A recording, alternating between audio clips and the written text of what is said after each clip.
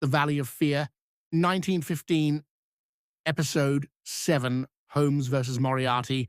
The intellectual duel. Picture yourself at 221B Baker Street in the days following Douglas's death.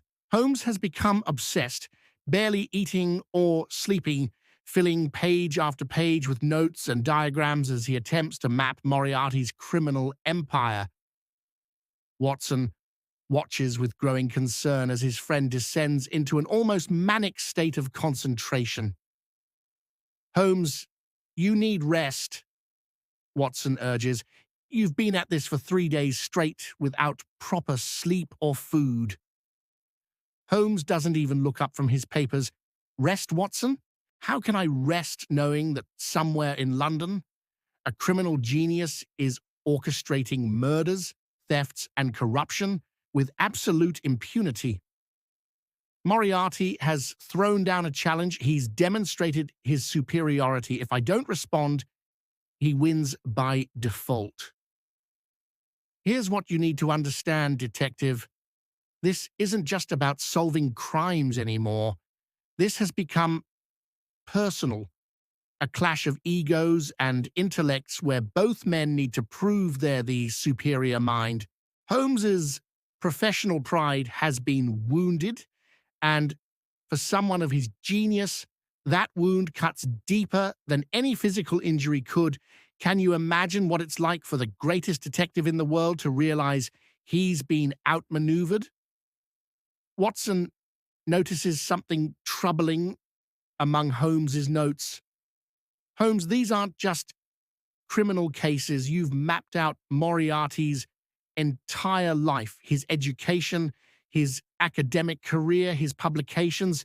Why?" Holmes's answer reveals the depth of his obsession. "Because to defeat Moriarty, I must understand him completely. He's not a common criminal driven by greed or passion. He's a mathematician who's applied logical principles to crime, creating a system so perfect that it's virtually undetectable." "Listen to this, Watson," Holmes continues, pulling out a mathematical journal. "Professor James Moriarty published a treatise on the dynamics of asteroids when he was just 21. The work was so brilliant that it earned him a mathematics chair at a provincial university. He had everything: academic prestige, respect, a comfortable life. So why turn to crime? What transforms a genius mathematician into a criminal mastermind?" Think about this question carefully. What would drive someone with legitimate genius to choose evil?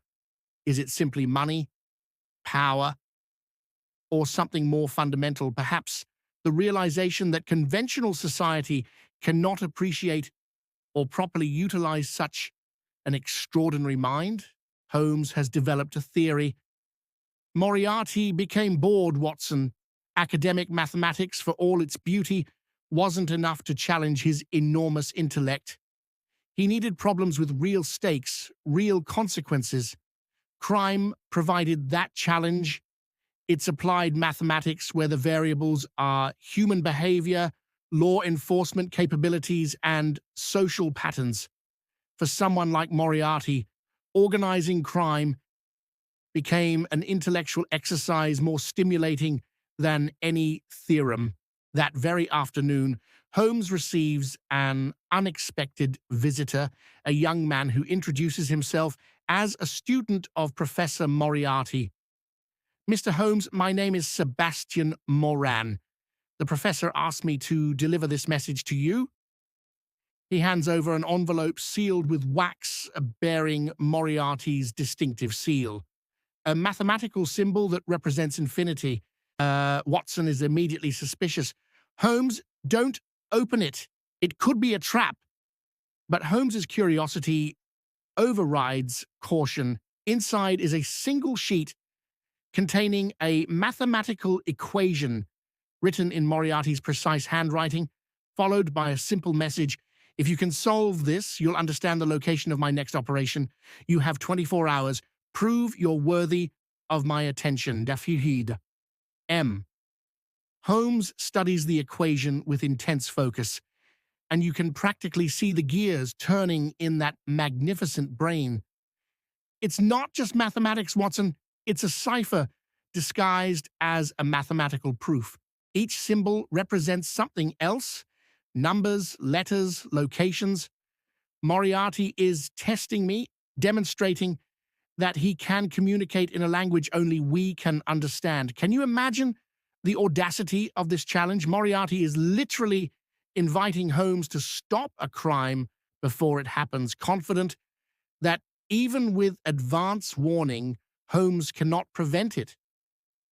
It's like a chess grandmaster announcing checkmate 5 moves in advance. The outcome is inevitable, and revealing it only demonstrates superiority more completely. Holmes works through the night, filling his chalkboard with calculations and transformations. Watson watches, fascinated despite his worry, as his friend translates mathematical operations into geographical coordinates, dates, and times. By dawn, Holmes has the answer. The British Museum, Watson, tomorrow night at midnight. Moriarty is planning to steal something from the Egyptian collection. But which item? Watson asks. The museum houses thousands of Egyptian artifacts. Holmes's smile is grim. That's the final part of the puzzle, and the part Moriarty knew would be most difficult. The equation contains one more layer that I haven't fully decoded. We'll need to notify the museum authorities and Scotland Yard immediately. Inspector MacDonald arrives at Baker Street within the hour, looking exhausted. Mr. Holmes, the yard is already stretched thin. Are you absolutely certain about this information? Holmes explains the mathematical cipher, watching MacDonald's expression shift from skepticism to bewilderment. A mathematical equation predicting a crime? That's the most extraordinary thing I've ever heard. It's also Moriarty's way of mocking us, Holmes explains. He's saying that even when he tells us where and when he'll strike, we still can't stop him because our minds operate on a fundamentally different level than his. He sees patterns and possibilities that ordinary law enforcement cannot comprehend. That evening, Holmes, Watson, and a contingent of police officers take up positions throughout the British Museum. The massive building looms dark and imposing, filled with treasures from ancient civilizations. Holmes has decoded enough of the equation to narrow the target to the Egyptian wing, but the specific item remains unclear. Spread out, Holmes instructs the officers, watch every entrance, every window, every possible point of entry. Moriarty's agents are skilled, but they're still human. They must enter and exit somehow. MacDonald deploys his men efficiently, creating a net that seems impossible to penetrate. Midnight approaches with agonizing slowness. Holmes positions himself in the center of the Egyptian collection, his eyes scanning everything, his mind racing through possibilities. What would Moriarty want from this collection? What item would be worth the risk and the elaborate challenge? Think about it, detective. If you were a criminal mastermind wanting to demonstrate your superiority, would you steal the most valuable item, or would you choose something symbolic, something that sends a message beyond mere monetary value? The clock strikes midnight. Nothing happens. The officers exchange confused glances. Has the great Sherlock Holmes made a mistake? Is this all an elaborate wild goose chase designed to humiliate him? Watson whispers, Holmes, perhaps you misread the equation? But Holmes shakes his head, certain of his interpretation. Then, at 12:07 a.m., an alarm sounds from the opposite side of the museum, the Greek collection nowhere near where Holmes positioned his forces. The officers rush toward the sound, but Holmes suddenly realizes the terrible truth. It's a diversion. The Egyptian wing was the distraction. Watson, come with me. They race through darkened corridors back toward the entrance hall, where Holmes notices something that makes his blood run cold. A display case containing correspondence between famous Victorian scientists stands open and several letters are missing. He wasn't after Egyptian treasures at all, Holmes says with grudging admiration. He wanted these letters, correspondence that contains scientific discoveries not yet published, information worth far more than gold. But here's the truly brilliant part. As Holmes examines the scene, he finds a note pinned inside the empty case. The equation was correct, Mr. Holmes. You decoded it perfectly, but you assumed I was telling you my true target. A fatal error in logic. Why would I reveal my real intention when I could use your intelligence against you? The Egyptian wing clue was true. It's where I wanted you to focus. While you watched treasures that mean nothing to me, my agents took what I actually needed. Do you see the elegance? I used your own brilliance to blind you. So, can you see the devastating simplicity of the trap? Moriarty gave Holmes accurate information, knowing that Holmes's assumption that the information must contain some deception would cause him to second-guess everything. The criminal mastermind played on Holmes's own intelligence using the detective's sophisticated thinking against him. Watson is furious. It was all a game. He manipulated you into exactly the wrong position. But Holmes's reaction surprises everyone. He laughs, a sound without humor. No, Watson, it was a lesson. Moriarty is teaching me that he operates on a level beyond conventional criminal thinking. He doesn't just plan crimes. He orchestrates psychology, manipulates expectations, uses intelligence itself as a weapon. Inspector MacDonald is devastated. The commissioner will have my head for this. We had the entire museum covered, and thieves still walked out with priceless documents.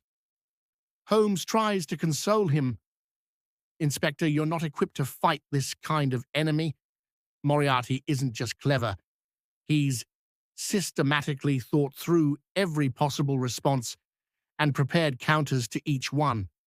Traditional policing cannot touch him. The following morning, Holmes receives another message from Moriarty. This time, it's delivered by conventional post, a simple letter containing a chess problem. The accompanying note reads, White to play and mate in 4 moves. But here's the interesting question.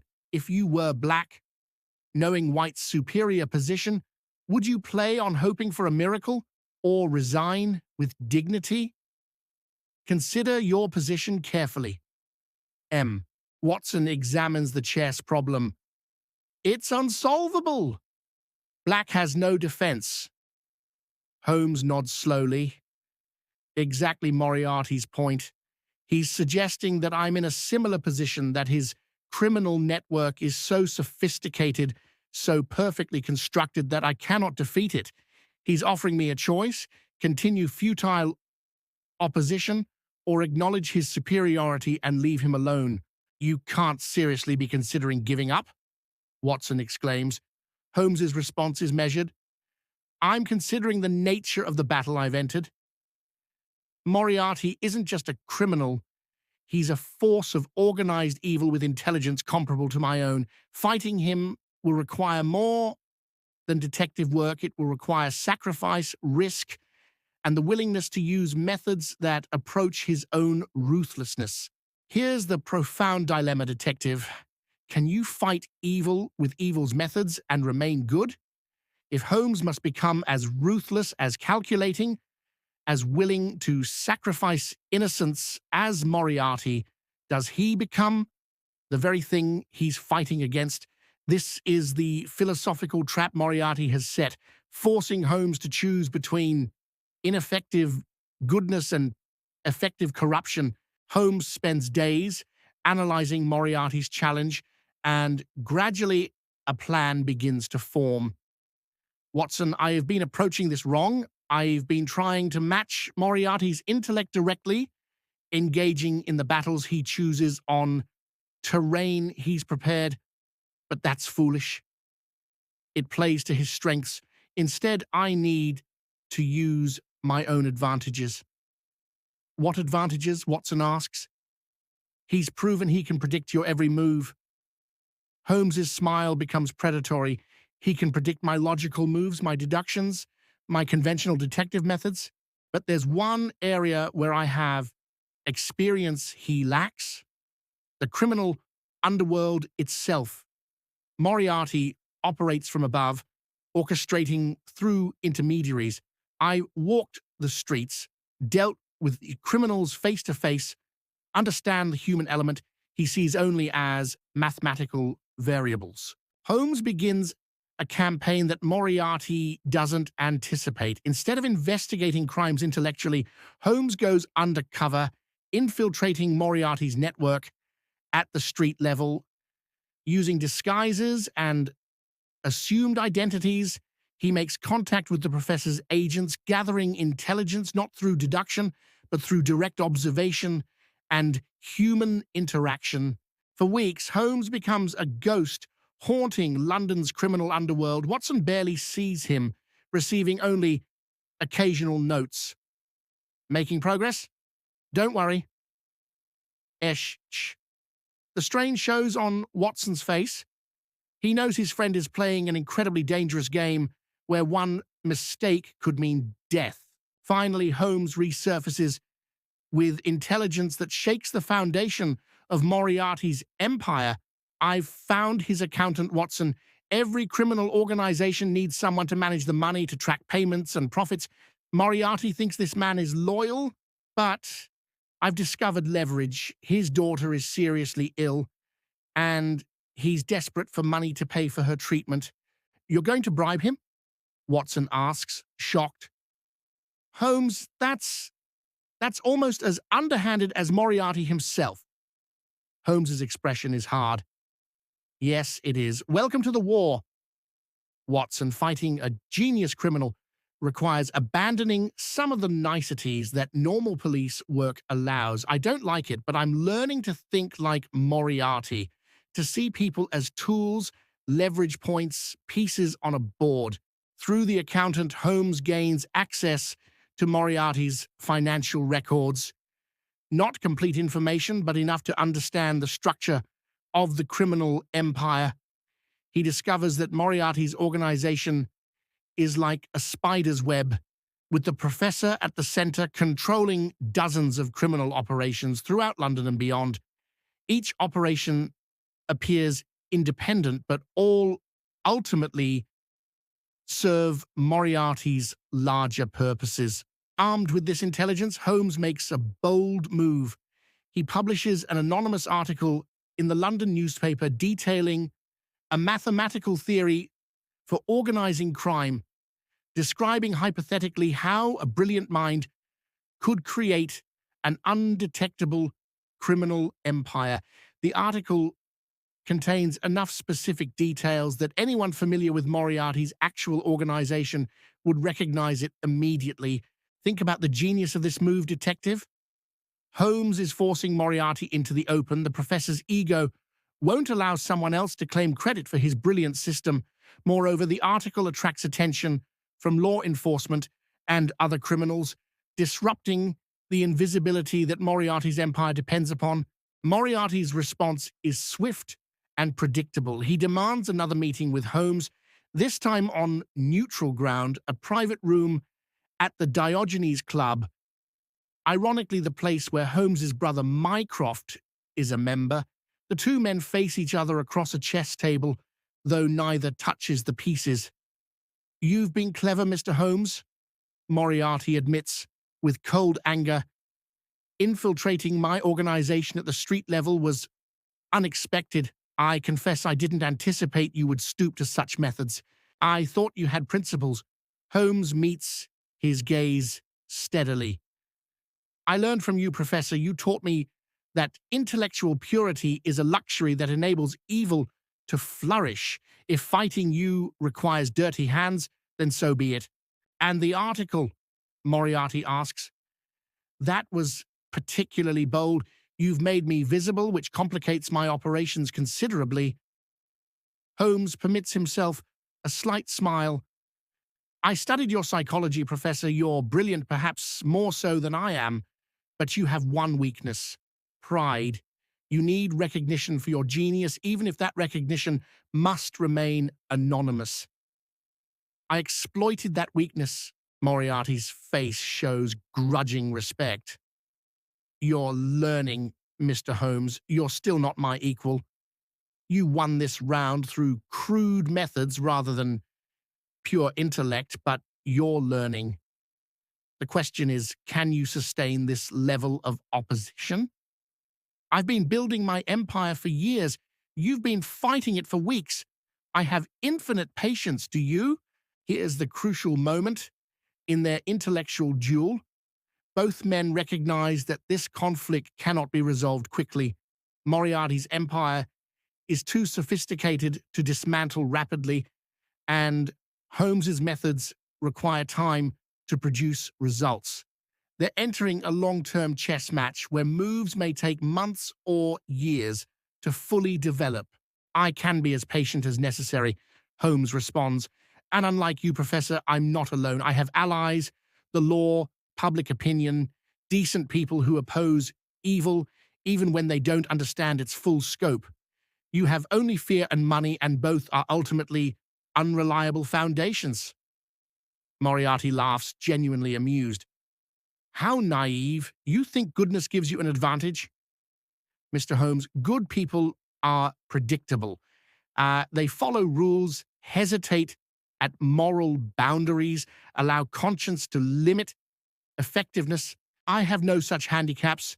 Every tool, every method, every possible action is available to me. You're fighting with one hand, tied behind your back by your own morality. Perhaps, Holmes acknowledges, but history shows that evil tends to consume itself. Your organization depends on criminals, people who are fundamentally selfish and untrustworthy.